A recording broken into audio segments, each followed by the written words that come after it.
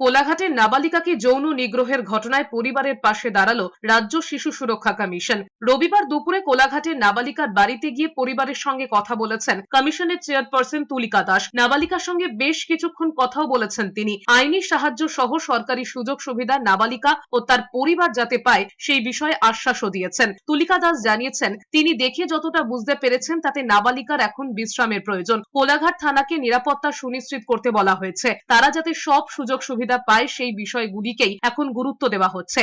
ঘটনাটা তো অবশ্যই খুবই ন্যক্কারজনক এবং পাশবিক ঘটনা।